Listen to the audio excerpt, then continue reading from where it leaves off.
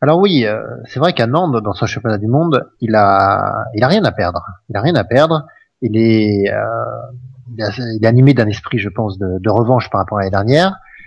Il va avoir un jeu plus décomplexé. Et d'ailleurs, ça se voit maintenant, dès le premier coup, il a corrigé, il a abandonné son E4 pour jouer des 4. Finalement, c'est la partie avec des 4 qui avait causé le plus de problèmes à Carlsen l'année dernière. En tout cas, Ouais, c'était une partie la plus animée, quoi, on va tout, dire. tout à fait, ouais, c'était la partie 9, une partie vraiment très animée avec des grandes chances d'attaque pour Anand sur une Nimzo indienne.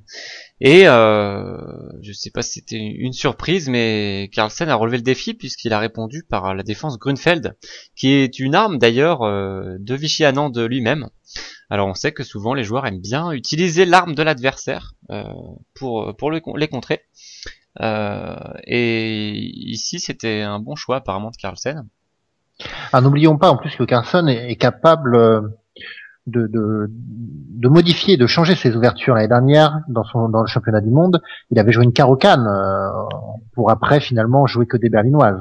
Ouais, exactement, il a un répertoire très large, c'est l'une de ses forces. Hein.